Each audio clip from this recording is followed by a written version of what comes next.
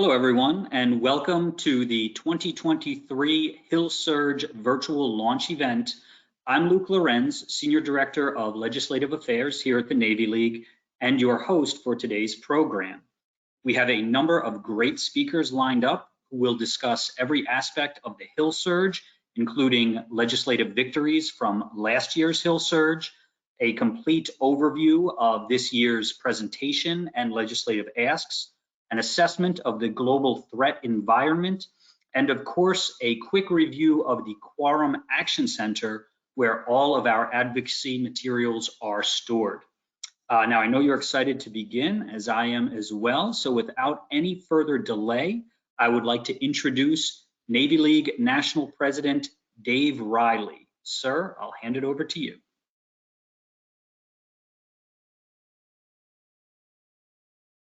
Thank you, Luke, and thank you to all of our dedicated Navy League volunteers who are tuning in today. It is my honor to serve as your national president, and as I prepare to participate in my second Hill Surge, I can say with confidence and with pride that this organization is more effective on Capitol Hill today than it has been at any other time in my recent memory. And that is because of you, our Navy League legislative volunteers. Your commitment to our shared mission is a constant source of inspiration. Your willingness to step up and advocate for our men and women in uniform is worthy of the highest praise. These are things that we never forget here at headquarters and that we never take for granted. The importance of the work you are about to undertake cannot be overstated.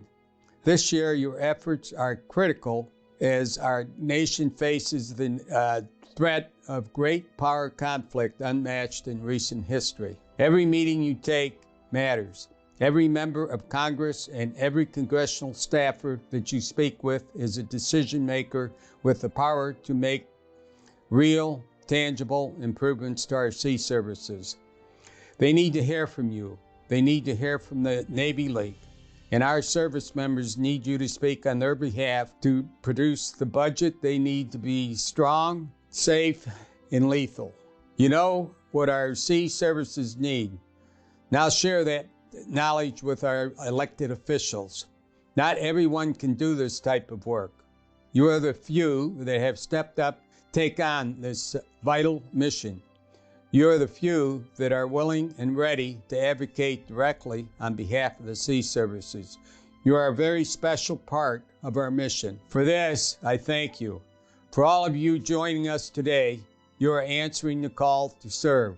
I am proud to be a fellow Navy Leaguer alongside you, and I wish you all the best in your efforts throughout this surge. And I want to also thank St. Harris and his committee for the work they did with the maritime policy, making it one of the best I have seen over my 25 years in the Navy League. And also I want to thank John Kaskin and his committee members who did so much to make the legislative affairs presentations meaningful, succinct, and ready to go. So Luke, I'll hand it back over to you.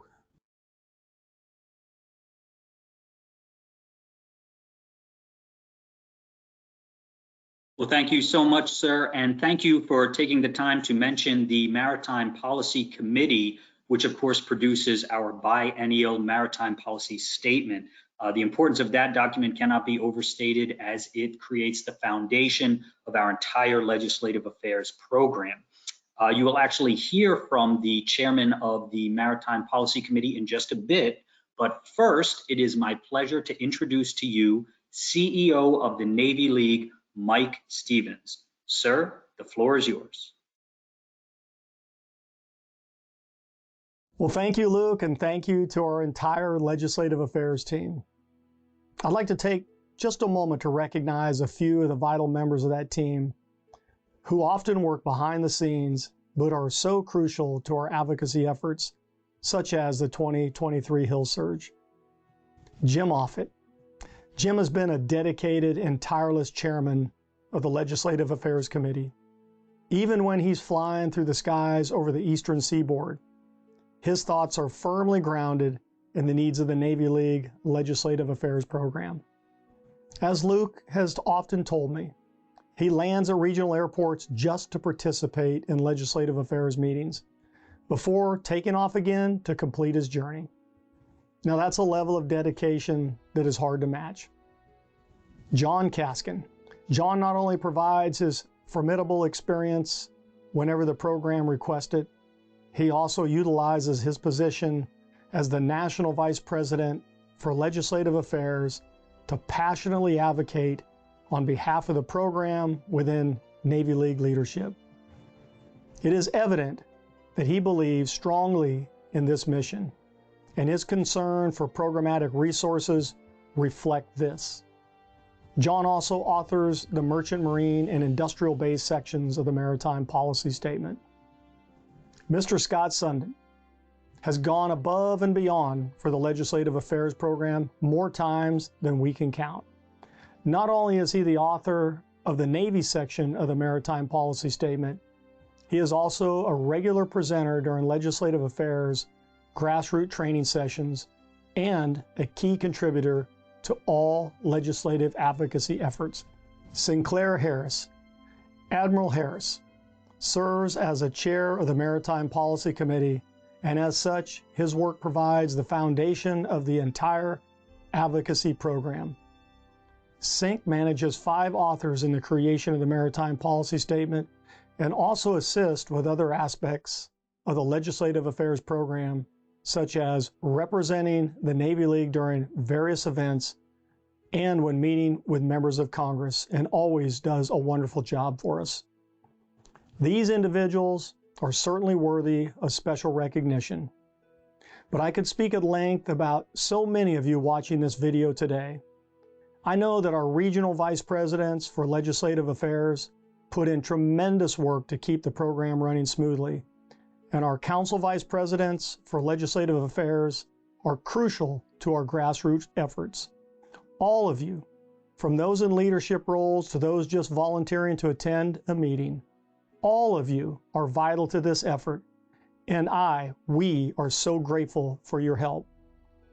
You certainly have your work cut out for you this year, as the budgetary needs of the sea services collide with a divided Congress, an accelerating 2024 election cycle, and an appropriations process which is already behind schedule. The task may seem daunting, but you have the skills and the support necessary to make real change in the halls of Capitol Hill and in the district offices in your hometown. The men and women of our sea services are counting on you, and I know you will make them proud. So, best of luck to all of you. The Hill Surge simply couldn't happen without you. We thank you, and the Navy League thanks you for all of your hard work. Please take care, and I look forward to seeing everyone at the convention. Luke, over to you.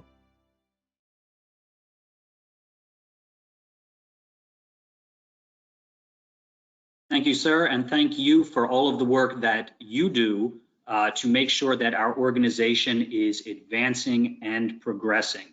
I'd like to take a moment at this point in the discussion to go over the Quorum Action Center and show you where some of the most important items are on that particular page. Let me go ahead and share my screen, and you will see the Quorum Action Center, which can be found at navyleague.quorum.us. You'll see that the homepage is divided into quadrants. In the top left quadrant is just a general calendar of 2023, but a bit more important, on the right side here, the top right, you will find links to every video of every training session and Legislative Affairs Committee meeting that we have conducted going back over a year. If you want to check in on any of the trainings that we've done, they are all listed here. You can just click on one of these links and it will take you to the Navy League YouTube channel where you can watch that particular video. I'll also mention that we have the Maritime Policy Statement launch event video that occurred in January of this year. So if you'd like to learn a little bit more about the most recent Maritime Policy Statement, you can certainly watch that video where we had a fantastic panel discussion with the authors of that document, It was just a great event, and you can find that video here as well. Now, scrolling down a little bit further, you will see on the bottom left quadrant all of the documents that you will need for this Hill Surge, starting with the Sea Services Hill Surge Presentation 2023.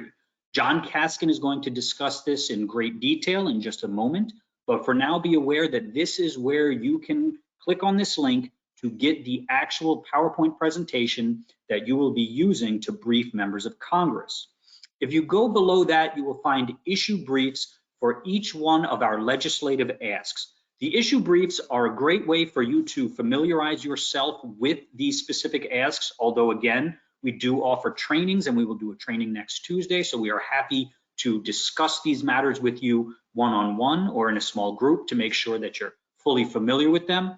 But you can also click on these issue briefs. For example, if you were to click on this first one, Navy Shipbuilding, it would bring you to this PDF document here, which is our one-page issue brief. Again, this is a good way for you to familiarize yourself with this particular legislative ask, but it is also a great document to send in your follow-up email after a meeting with a member of Congress, thanking them for their time, reminding them that you are a resource that they can rely on if they need more information on anything related to the sea services or related to your local council activities. So when you send that follow-up email just saying thank you and some of the things I just mentioned, feel free to attach a few of these documents, reminding them that, hey, here's just a quick one-page summation related to something that we discussed during our meeting.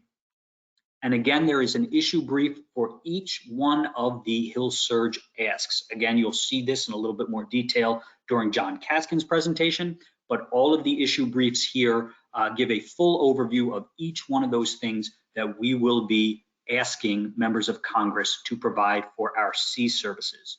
There are two other things that I want to mention very quickly that can be found here on the Quorum Action Center. Again, that's navyleague.quorum.us. The first one is the My Officials tab here at the top. If you click on that, it's going to bring you to this page where we have a link for every single member of Congress divided by region.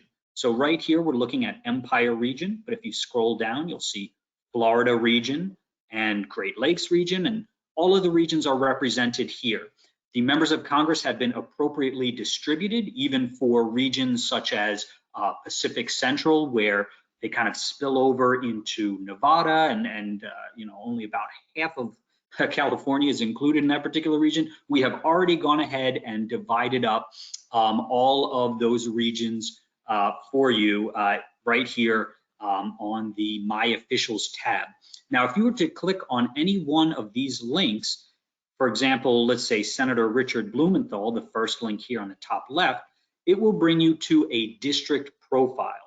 We have a district profile, again, for every single member of Congress, and it really helps to just take a quick look at these before you go into a meeting with a member of Congress. So if you were to meet with, for example, Senator Blumenthal, it would be a good idea to pull up this district profile and just familiarize yourself with this particular member of Congress. All of the district profiles are formatted in the same way. So at the top, you will see some general information about the senator. Below that, you're going to see some information about specific weapon systems that are manufactured in this particular state. When it comes to members of the House, it'll be based on district. You'll also see the number of Navy League members in this particular state or in this particular district. That's always some good information to have with you when you meet with a member of Congress. You can say that, you know, the Navy League has X number of members in your district, and those are voters. Those are folks that they want to hear from. So you are representing this group of voters in their district. You'll also see number of military and civilian contractors employed in the state, other information that's relevant to the sea services and to the asks that we're going to bring to their offices. You will also see relevant caucuses that they are members of. Remember, at the end of our presentation, we usually say one of the ways that they can continue to work with the Navy League is to join one of the caucuses that we host, for example, the Shipbuilding Caucus.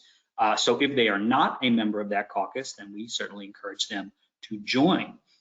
This will also show you the committees and subcommittees that they sit on. That's obviously very, very important. You'd like to know whether or not they have direct jurisdiction over the armed services or over the Coast Guard or over whoever the case may be. Of course, the Coast Guard is a member of the armed services, but they fall under Department of Homeland Security. So you want to know which committees they are a part of. Then we also have bills that we have supported in the past. We want to know if they have supported those bills as well. Those will be listed just above where I am right now. And then some additional information down here at the bottom about your member of Congress. So again, every single member of Congress has a link on this page. Whichever member you're going to meet with, take a moment, look over that district profile. It'll give you some great information to prepare you for that meeting.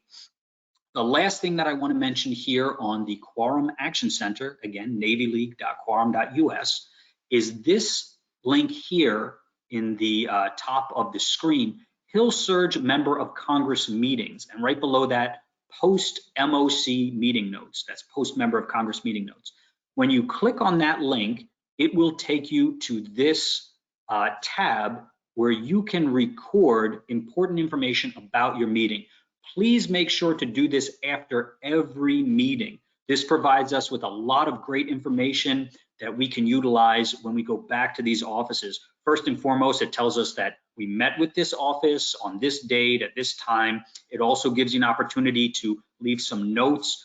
What items was, or which legislative asks did they support? Which ones were they opposed to? Which ones did they have questions about?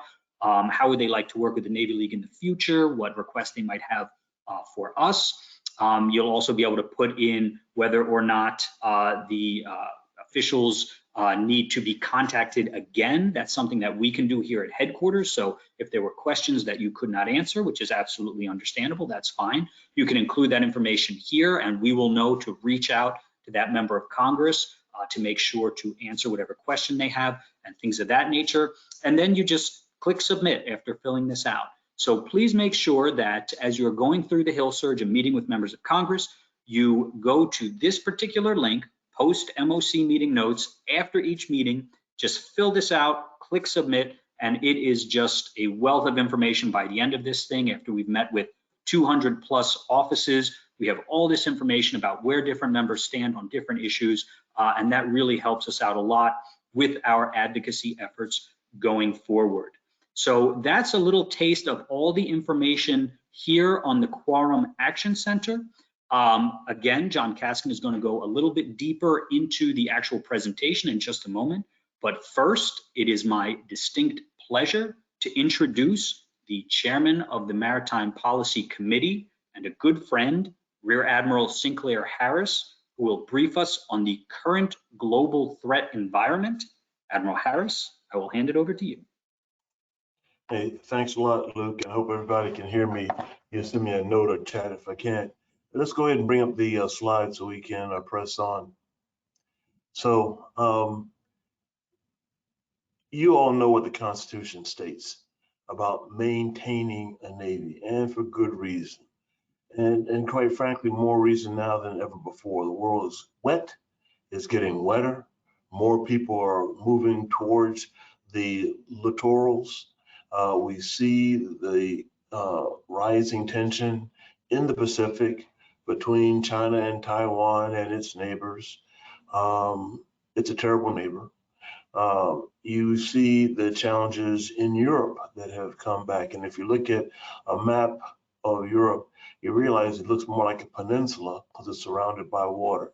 So in order for our nation to maintain its security and promote what's in our best interest, and I think we're pretty good allies and partners and friends with more nations than others, and protect those interests and preserve the peace, that stability, and protect our homeland. There's enduring need. Next slide, please. Again, you look at how much of the world is wet and getting wetter. That's the 70%. There's another number that we used to use all the time, 80, which was 80% of the world's population live within so many 100 miles of the coast. That's only increased. And then where's the internet? It's on the bottom of the ocean. Yep, we've got more satellites. So SpaceX is putting them up, and others, and there's more growing into the space. But most of our internet connectivity and trillions of dollars are flowing across cables, and you see them connected down the bottom. And then, of course, most of our commercial goods still go by sea. Next slide. You see all the jobs in the maritime industry, and quite frankly, it's amazing to me to this day how we as a nation let so much of our commercial largesse and domination of global trade go to other nations. Thank goodness we still have the Jones Act that at least gets a minimal, and I mean microscopic amount of capability for our merchant fleet to continue. You know where things are made, you know where things are grown, and we will continue to be a breadbasket for the world and a manufacturer for the world. But all these things depend on the sea, on our merchant marine, and the safety of the merchant marine, which comes from the Navy and the Coast Guard and Marine Corps. Next one. The operations of our fleet, and while this is a Navy-centric slide, it really is naval in nature and, quite frankly, maritime as well. I was in 4th Fleet back in 2012, seems like forever ago. What a wonderful time. And worked closely with the Marine Corps and even more closely with the United States Coast Guard, doing the missions that you see down there below and a few others. But look around the world and you're going to find that Navy, Marine Corps, and Coast Guard assets, whether they are transiting the Taiwan Straits on freedom of navigation, countering piracy, countering illegal trade, doing humanitarian operations off the coast of Africa. Right now, you've heard in the news about the terrible war that continues in the Sudan. I would be shocked if there wasn't an ARIC-MU heading down there, if not there already, trying to provide reinforcement to the embassy. You know what Fleet Forces Command and PAC Fleet do in terms of providing the assets that go off to Europe, go off to NAVCENT, go off to PAC Fleet in order to do a slurry of missions that you see before here. And whether we were in the Cold War, the war against terror, or the great power competition of the day, this is what your Navy, Marine Corps, and Coast Guard are doing day in, day out. Next slide. The challenge areas, as I mentioned before, if you look at Europe and you look where Russia is, you look around there, you see nothing but water. It's a peninsula. We've seen the operations in the Black Sea, and of course the migrants are not just coming out of Latin America, a lot coming out of sub-Saharan Africa, out of Africa period, and most of them take to the sea. You've heard, and I was in the Gulf War, and you heard the Strait of Hormuz and how much of the world's oil is trafficked through there. Iran's been a country of incredibly intelligent people, but the government just is not one that seems to want to operate in a way that makes sense, quite frankly. I can't put it any other way. China seems to be bent on rewriting history. And again, it's not that great a neighbor. I don't even need to go into North Korea. But in all these areas, all these hot points, these nations, the importance of your Navy and Coast Guard and Marine Corps could not be more important. Next slide. So let's look at what's happening with the Russians. Pretty good sized fleet, a lot of nuclear warheads, not doing well in Ukraine. What will Mr. Putin do next? Well, that's why we've got to be there under the sea, in the Black Sea, around the Russians on both sides in order to preserve the peace and be ready to do what's necessary should some tragic miscalculation happen. I'll just put it that way. Next slide. The Chinese fleet is getting bigger by the day. And, you know, the number of surface ships is much more than the United States. Now, I'm not making them 10 feet tall, and I'm not going to tell you that they're more capable, because they're not. But quantity does have a quality all its own. And this is one of the reasons why we press so hard about shipbuilding, about maintenance, about funding your Navy. And again, I keep tying Navy, Marine Corps, Coast Guard, Navy, Marine Corps, Coast Guard, because it's a team fight from our standpoint. And we've got the best fighters. We've got the best men and women in the world serving in those services, and government civilians. I'm not going to forget them. Next slide. The North Koreans, I think it's just a tragic country. I've actually had a chance to visit North Korea when I was on active service. And the deprivation, the controlling, how the people there are treated by their government is just shameful. And right to the south, you have one of the most technologically advanced and freest nations in the world. Happy to report that Korea and Japan and the US are working closer together than ever before. And that should hopefully keep things stable in and around the land of the Morning Calm in North Korea and the Korean Peninsula. But even though their numbers of nuclear warheads are relatively small compared to others, all it takes is one. And they've got a fair number of combatant ships. Capability-wise, not in comparison to the United States or our allies, but still troublesome. Next slide. And Iran, again, what a country of just incredibly brilliant people, rich history, tragic government that has not been helpful, as you have read and you've seen in the news. I don't need to repeat what you've seen in the news about the lack of freedoms, how they treat their women, and other things of that nature. A lot of patrol craft running around through the Gulf. They got two different navies. They've got the IRN, then they got the the Revolutionary Guard, which is a lot more radical.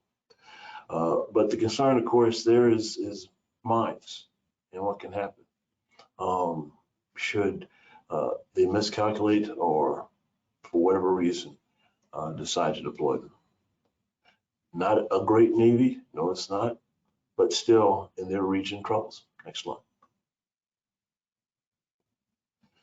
So what do we counter it with? We counter with our own Navy, our own great power. When I was growing up in the Navy, we called it up, out, and down in terms of how the Navy projected its power. You tie that with the Marine Corps and the littoral combat power that comes from the Navy Marine Corps team. And then the Coast Guard, bringing that, not a third leg in the stool, but a different capability mix and mindset with their law enforcement capabilities and their many mission areas. It's a powerful team. It's a powerful team working for those fleet commanders, working those COCOMs around the globe 24/7. And I think next slide, or is that it? That's the last one. You can tell me if it's it. Yep, that's the last one. Okay. But at naval power, again, that Navy, Marine Corps, and Coast Guard, and merchant marine, our merchant fleet, continue to preserve the peace our prosperity and fight for not only ourselves, but for our allies. That naval power, that maritime power from the sea is critically important. And that's the mission of our legislative thrust. So thanks very much. I'm turning it back over to Luke.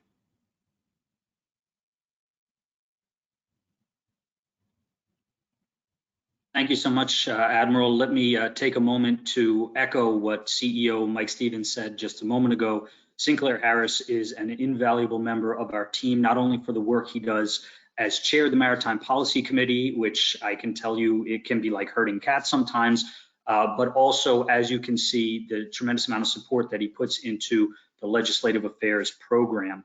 I'll also mention very quickly that the stark and sobering assessment just provided by Admiral Harris is simply a real reflection of the state of the world right now. It's a very dangerous and precarious place.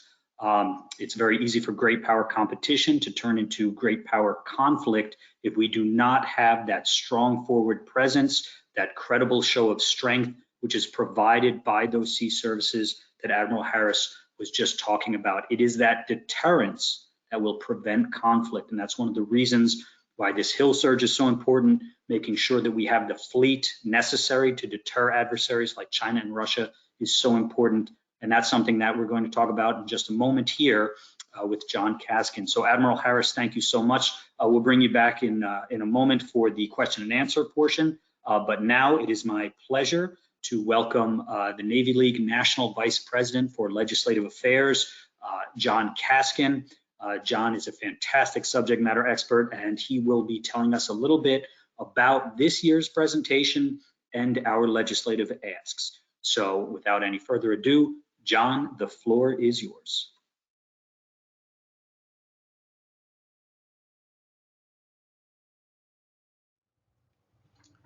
Well, thank you, Luke. And thank you for setting up this training session for the 2023 Hill Surge. And hope that this Hill Surge will be bigger and greater than the ones that we had before. And we'll look forward to all of your participation in helping make that happen. Jim Moffitt will follow me and talk about the processes and procedures to set up the meetings and how they should be conducted. But I'm just going to spend a few minutes to go over the presentation itself with a few introductory remarks. First, it'll be important for you to research the member that you'll be talking to or the staffer, if you can do so. For staffers, all you normally have access to is their LinkedIn profile. For members, you can look at the House or Senate.gov website and learn more about them above and beyond the details that you have in the Navy League district or state sheet on that member.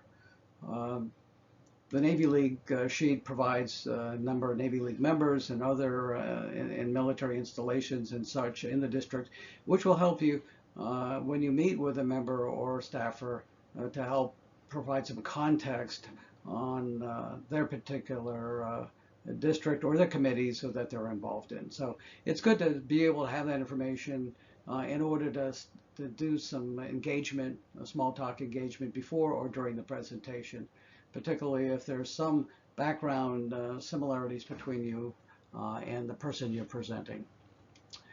All right, now let's get started. The first slide, and all of the slides have good notes associated with them. And the first one's a good introductory one because it says that we, the Navy League members here, are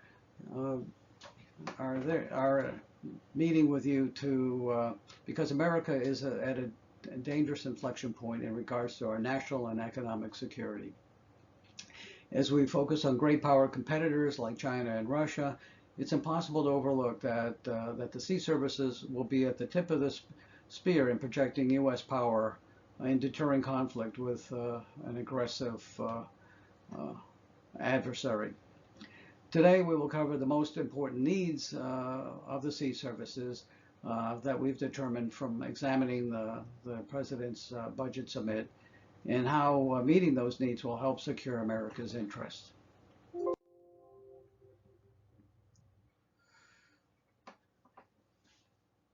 On the agenda slide, you don't have to read the agenda to the member, but it's a good, or staffer, but it's good to ask for how long you have for the meeting.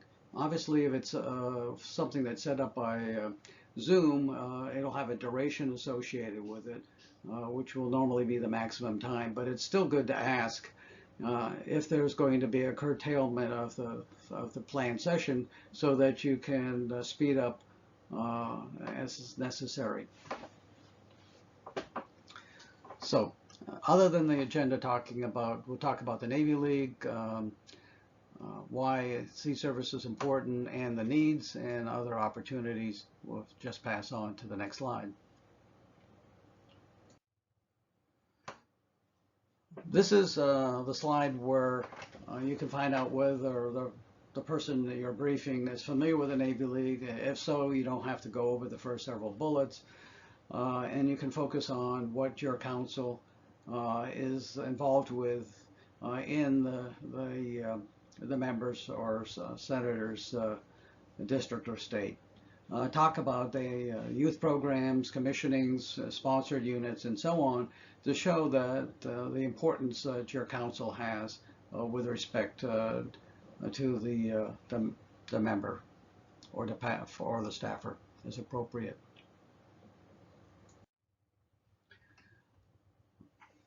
This is the foundation slide, why the sea services are important. The focus is that since the end of World War II, we have maintained our liberal world order, which has allowed free trade amongst all countries without any friction, and that we would like to maintain that. However, unfortunately, some major rising powers like China, in conjunction with Russia, are trying to establish an alternative world order, which would provide restrictions on trade in order to, and you can see how important it is to our economic security. More than 99% of our trade, except to Canada and Mexico, goes by sea, and 90% of global commerce goes by sea. So if we're going to have a prosperous world order, we need to maintain those sea lines of communications as free and open.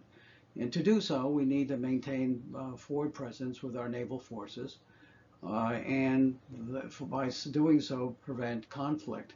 And those forward forces, whether they're Navy, Marine Corps, or in many cases Coast Guard, they'll provide maritime security, support freedom of navigation, and will always be available for humanitarian assistance response. And so we need to maintain that forward presence, and that requires naval services and sea services with the capacity to do so. With respect to capacity, the Chief of Naval Operations has said his top two priorities are readiness and capabilities, and his third priority is capacity.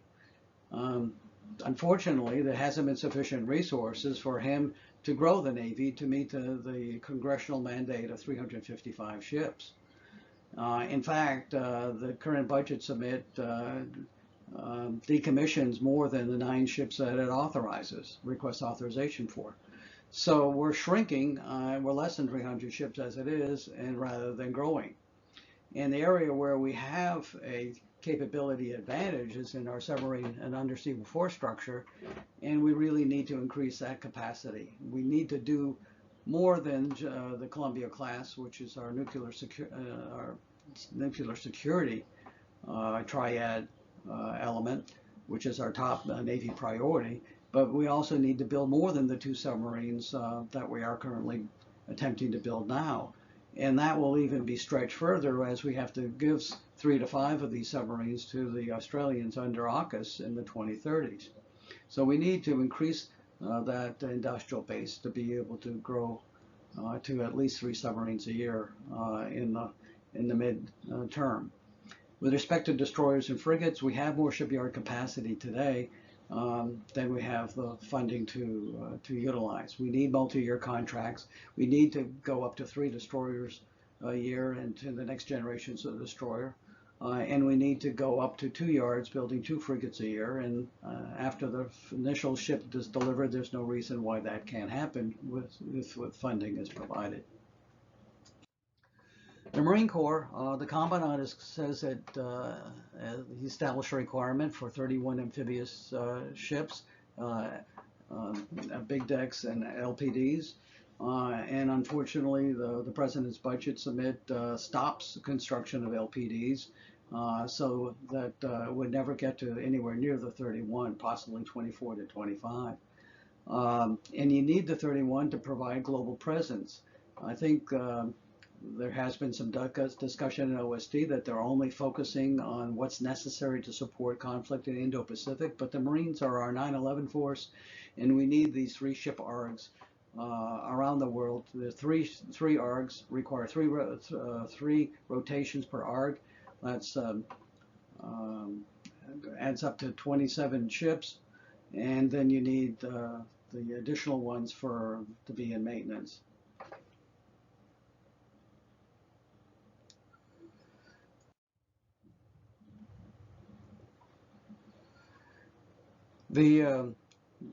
On the previous slide, Congress has funded the LPD 23 in this year's budget, but the President's budget submit does not include funding in the out years for the actual purchase of that ship. So this is why we've made it a big deal. With respect to Coast Guard, Congress has been very supportive of the Coast Guard, actually providing a larger force structure for it, but that requires more operations support funds, and the President's budget doesn't even cover inflation. So we need at least 5% above inflation to cover the increased force structure and the way the Coast Guard's being deployed more and more overseas, not just in the United States. But that force structure also requires increased shore infrastructure for the larger number of ships and assets, as well as to cover the backlog. And you can see there's the $144 million in the President's budget does not cover the $700 million that the Coast Guard would like. Finally, the pay parity for Coast Guard is just equity. There's no reason why the Coast Guard men and women cannot be paid during a shutdown, just like as the members of the armed forces, military in DOD are paid. So we're asking for equity because there's a possibility that again this year there may be a shutdown, and the Coasties should not be punished for that. With respect to the Maritime Administration, we have a concern that because the Chinese now have a massive involvement in the shipbuilding of commercial ships, more than 50% are built in China. Many of the ports overseas are owned or operated by the Chinese, and they have one of the largest merchant fleets to ensure that their economic requirements are met. However, for our nation, we move just a little over 1% on the 85 ships that are not in the domestic trade. And we need to build a larger insurance policy to ensure that if the Chinese want to impede our trade, like they have done with the Australians and others, then we need to have a larger merchant marine. How large is yet to be determined. Congress authorized a marine study, a national maritime strategy study, and strategy to be built from that study in this year's budget. However, there was no appropriations given for it, and if that appropriation, if the Coast Guard and the Maritime Administration don't have sufficient funds, we'll be coming back asking for appropriations to cover that study. But the topics that need to be covered are shown on this slide. Included the tanker security program, which is building up from 10 ships, authorized for 20, but again, appropriations are required. But how many tankers are really required? Again, And these are opportunities for the member to participate in Navy League supported caucuses. We can support the Service Academy nominations. And finally, we're putting in a plug-in for the Center for Maritime Strategy, saying that we now have this think tank that's been recently established at the Navy League, and it is a resource that the member staffs could utilize in areas concerning the maritime services, including the Merchant Marine, and we provide the web link to it. So that completes the presentation, and I will now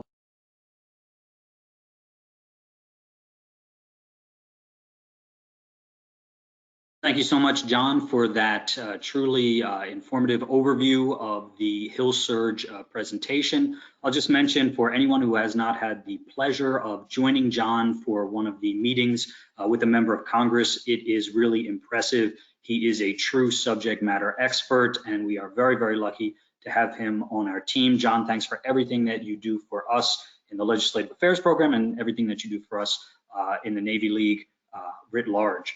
And now it is my pleasure to introduce the chairman of the Legislative Affairs Committee, Jim Offutt, who will tell us a bit about the Legislative Affairs Program, the key takeaways from last year's Hill Surge, and some additional important information about our advocacy efforts. Jim, I'll hand it over to you.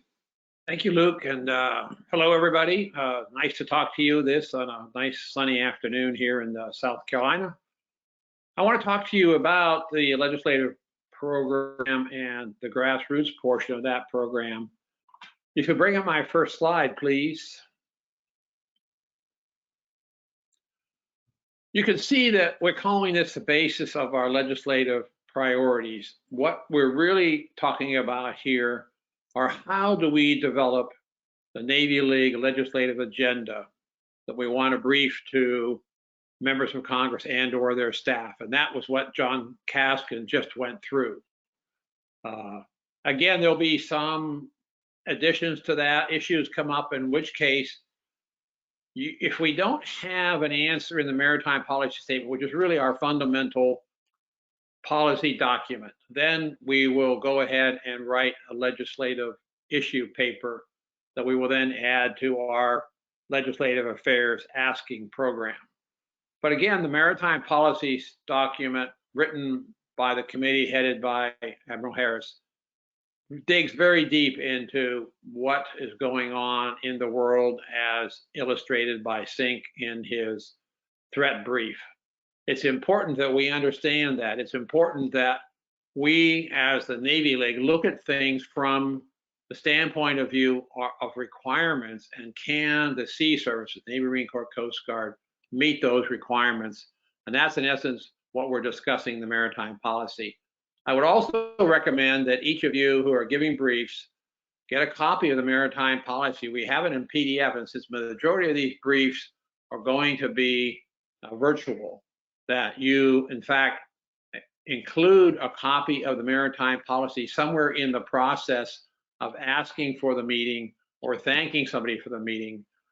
Make sure that they get a copy of maritime policy. If you're going to brief somebody in person, then I think it's very important. This is a very good document. We have the hard copies. If you need some of those hard copies, let me know. We'll get you some for your in-person briefs. But for your virtual briefs, make sure you include the PDF somewhere in your either ask or thank you of the briefings. Okay, and what we deal with now is what we call the appropriations process, the authorizations and the appropriation of money. And so that's done in Congress, and it actually, and for the most part, is a reaction to the president's budget.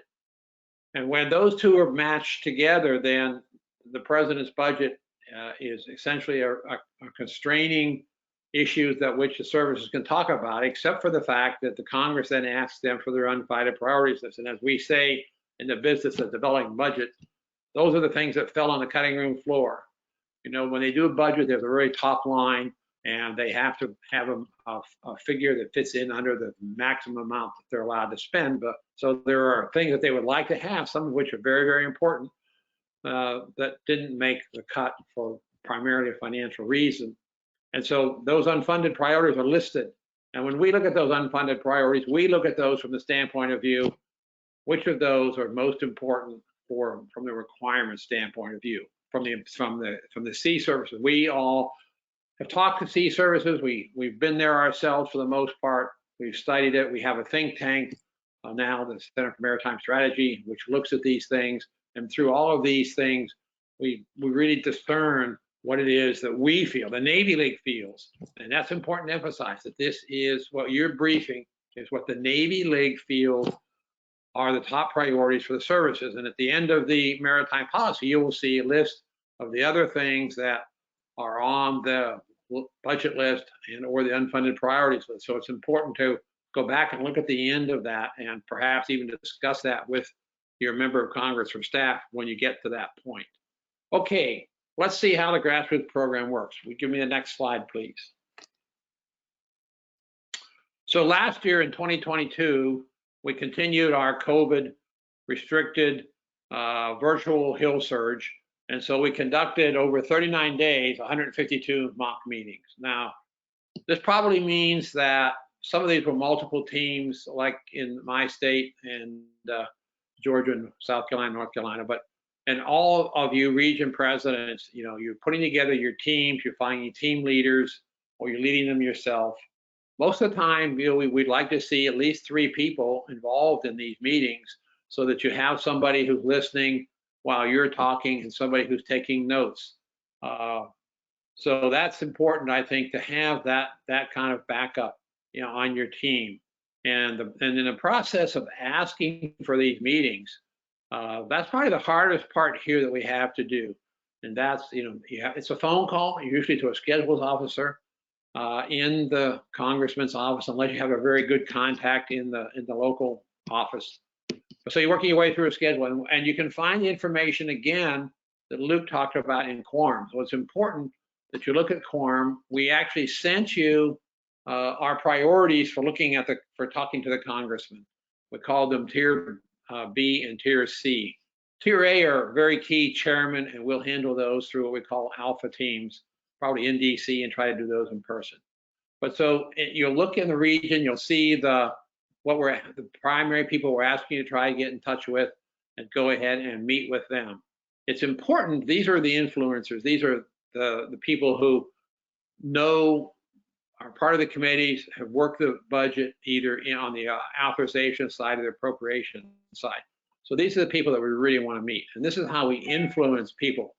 You and your people as a constituent are the kinds of people that congressmen and their staff want to talk to. They're very sensitive to having a constituent on the team. So it's important that hopefully you can find a constituent, or at least somebody in the state perhaps, that works. And most people will not, actually some people won't even talk to you if you don't have a constituent, but most all of you who are on this team have been through this before. Some of you are new, and we'll do some individual talking with you, help you get started on that. If you have any questions, of course, always feel free to contact me or Luke, and we'll be glad to walk you through a few things. So that's how we're talking about all volunteers. This is important work. We're talking to the Congress. We're talking to our representatives. They work for us. It's something to remember. They work for us, and they were interested in what we have to say. Now, you know, how this comes about is like watching sausage being made. But we're trying to do our little bit, and what we're trying to do is influence the legislative process with the Navy League agenda. Next slide, please. And so last year, as we did our Hill Surge, some of these issues that are listed here were actually on the table and we knew about before we started the process last spring. So, and others actually popped up, and we actually wrote legislative issue papers and then put in quorum calls and wrote letters to influence this in addition to our Hill Surge victory. So you can see we've had quite a few successes. Now, I'm sure you understand we didn't do it all by ourselves. There were lots of other people who were working on these issues, but the Navy League is very highly respected by the people in the appropriations and authorization process on the Hill. And we have developed over the years contacts there. And that's a lot of what our Washington office does. Led by Luke, we maintain constant contact there and get information and react to real-time situations. So we have both the Washington effort led by Luke and the people who live there, like John Caston and Sink, who make calls all the time, lots of other folks there, Doug Denning, who's my co-chair for the legislative affairs. They're very important and key in this effort that we're working on. And they're very important to the successes that are listed here. So again, if you're new, welcome. If you've done this before, thank you so much. We really do appreciate everything that you all are doing as volunteers. I believe that this, and I'm prejudiced, but it's maybe the most important thing that we do as Navy League volunteers on a national basis. I know when you have military bases nearby, as we do here in the Low Country, it's important also, you know, to interact with your folks there, and you know, and even talking to them about what we're doing for them on the legislative side doesn't hurt. And I've had some very interesting discussions that way with some of the leaders in the on the basis. So lots of opportunity here, lots of work to be done. Welcome to the team, and thank you for what you have done and what you're going to do. So Luke, I'm going to turn this back over to you. Thank you so much, Jim. And Jim, if you don't mind staying on camera, and Admiral Harris, if you could come up on camera as well, we're going to transition to our question and answer portion. But first, let me mention to everyone that Jim really provides the overall vision and direction of the Legislative Affairs program. So for folks that have told me in the past that this program is now bigger and better than it has been in a long time here at the Navy League, that's Jim. You can thank him for putting all that together. And then the whole team, as we've said before, Sinclair Harris, John Kaskin, and a lot of folks that do so much work in our RVPs, of course, as well. Now, with that being said, we're going to shift over to our question and answer portion. Folks, if you have any questions, please go ahead and put them into the chat feature, and they will be relayed to us. So we're going to give folks a couple minutes to upload some questions. We don't have any just yet, but that's fine. Let me go ahead and ask Jim and Sink. I know you both have a lot of experience meeting with members of Congress. Sink, you recently met with Congressman Trent Kelly. What are your tips? What is some advice that you can give folks for that first meeting they have with a member of Congress? They've not interacted with them before. They don't have a relationship with them yet. What are some things that you have found to be helpful and to cultivate a successful first meeting with a member of Congress? So, Luke, you and the team have done a great job, as you demonstrated earlier, helping everybody get after the first and most important thing, and that is to do your homework, to understand something about the representatives, something about the senators, something about their staff, and what they're concerned about is based on where they are and who their constituency is, and what activities we have going on in their area. That's number one. Having that in your mind will help shape a conversation that will be useful to them. All these people are under the gun. They don't have a lot of time. So we really got to make the 15, 20, 30 minutes, 30 minutes is a lot, that you may be able to get with them because they've got one constituent after another coming in. So understanding that in the beginning, doing your homework is absolutely key, and having what specific ask, making it clear for them is most important, and why they should care, which is tied back to doing your homework. You know, I talked a lot about logistics because I knew Mr. Kelly concerned about that. And we had a very good conversation about that and things that were in his mind that he would like to talk to Transcom about, or talk to Paycom about, folks like that. So do your homework, make sure your asks are specific, understand there's a paucity of time, and that's the most important thing. Jim, do you have any thoughts on how to have a successful first meeting with a member of Congress?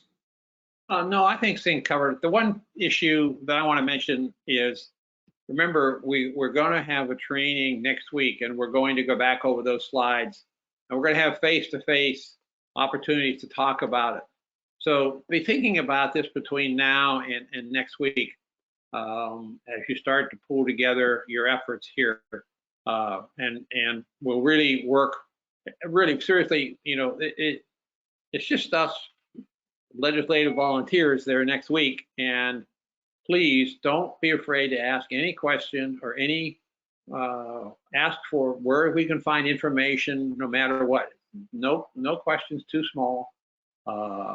No lost thought is too important to come back and ask about. So that's my main emphasis. I mean, we want to run this through June. We'll probably cut off, and this is just like any other organization. We want to kind of gather our statistics by the first week in June or somewhere there in that area, so that when we get to Dallas, we kind of know what we've done, and we can show the rest of the Navy League what this program is all about and how effective it is. So again, start working, start getting to going, and again, any questions you have, we're open, whether you do them in the forums or whether you email us or call us, et cetera, et cetera. So that's, to me right now, the most important thing is to get started. Okay, we do have a few questions. Folks, again, if you have any question, please send it into the chat box now, as we are obviously running a little bit short on time. We'll run through these questions as quickly as we can. The first question asks, they would like to confirm that Tier A members of Congress will be contacted through the headquarters team as opposed to the RVPs or some of the folks in the regions. Jim, I think that's a question for you. Right, and in what we sent out to you, I don't even, well, maybe, did you have Tier A on the list at all? Because I didn't have any Tier A in my region. I didn't have any Tier A, so I guess some regions did. But yes, there is a program to contact Tier A's. Now, the one thing is, as we look throughout the state, throughout the country, when we do a Tier A, even though we're using an alpha team, we're going to reach out and see if we can find a constituent to go with us if we do it virtually. So while we don't want you to address Tier A, unless you have a very strong relationship, which some of you do, and that's important. So let's negotiate that. If you feel like you've got a real strong relationship with somebody in Tier A, and actually in the past, some of you region presidents have in fact done the Tier A brief, and so we want to schedule those. We want you to schedule them. We want to know about them, but we'll work with you on that and give you any additional information you want. So the answer is, most of the time we will do them, but part of the time you will, based on your relationship. How's that? Sounds good. So for the RVPs out there, just reach out to myself and to Jim Offit. Let us know about the connections that you have with certain members of Congress. I know that for some of our RVPs that have been doing this for a while, you do have strong connections with those Tier A members of Congress. So let us know that. And then, of course, we want to work with you. If you feel very, very comfortable taking that meeting, then talk to us and we certainly will work with you. Next question. How do we get the unfunded priorities list? I'll go ahead and answer this. So first of all, at this point, you could probably Google it and pull it up pretty easily. But second, I will add that to the Quorum Action Center. That's something that had kind of slipped my mind. I think that's great information to have right there with those other important documents. So I will go ahead and upload the Navy, Marine Corps, and Coast Guard unfunded priorities lists. And they will be available on that Quorum Action Center, because again, we really want that to be one-stop shopping where you can find absolutely everything that you need. So that's where you will find those unfunded priorities lists. Next item, it would be helpful to have a page in the back of the presentation that spells out the acronyms. That's a good point. Sink and Jim, any advice for people struggling with the acronyms, the endless military acronyms? Well, I think when you look there are notes, and I think in the notes we defined, the notes are like a paper. The first time we mention something and use an acronym, the word is there. So if you're struggling with an acronym, then look down in the notes that are there. When you pull up the PowerPoint, there's the view section, and then there's the notes section underneath that. Not in the view mode, unless you go into a view mode with the notes on the one side. If you can set them up both at the same time, depending on how you use your PowerPoint. But if you're sharing your screen, that's difficult. So quite frankly, what I do is I'm sitting here on my computer doing this. I have my notes on my iPad next to me here. So I know the real wizards have two big, 30-inch screens in front of them, and they send things back and forth, but us amateurs just here with a laptop and iPad, and we do the same thing. So that's my answer. However, so make sure you do. That's important. Make sure you understand what the acronyms are. And the first time you use something, use the word and then use the acronym, and most people will pick up on that. So that's my think. Anything else? I just wondered, could you give me an example? Because I'm not sure we had that many acronyms Sure either. in our brief, but I may be dull to them, having done 6 tours in Washington and lived and created my own acronyms. Yeah, so I'll go back and double check, because I think Sync actually made a very, very interesting point here, that those of us that have done this year after year, we might overlook some of these acronyms because it's just second nature to us. I'll go back and double check. Jim gave great advice. Check the notes under each slide. I'm pretty sure we have spelled out everything there. And also the issue briefs that go along with each legislative ask, because those should have the acronym spelled out as well. I'm going to go back and double check. If anything is not spelled out, I'll put it in those 2 places we just mentioned, the notes section under each slide, and also in the issue brief. So you'll have that there. Next question asks, it's interesting that in past presentations, a page was dedicated for the U.S. Merchant Marine, but this has transitioned to Maritime Administration. May I ask the basis for this decision? You certainly may. I'll mention something very quickly, and then I'll hand it over, because I know Sync has mentioned a lot about the Merchant Marine, and Jim Offit is tracking this as well. For this particular presentation, we really put a lot of effort into paring back some of the asks. You might remember that last year when you added up all the asks that we had, it probably came to maybe 9 or 10 total asks. Some of them related to the Merchant Marine, had to do with supporting the Jones Act, supporting the Energizing American Shipbuilding Act, supporting food aid programs, and so on and so forth. Right now, we don't have reason to suspect that the food aid programs are going to be cut. In terms of the Energizing American Shipbuilding Act, we just have not gotten a lot of momentum behind that. And in terms of the Jones Act, we have been doing a lot of work already, making sure folks are familiar with that particular policy and why it is important.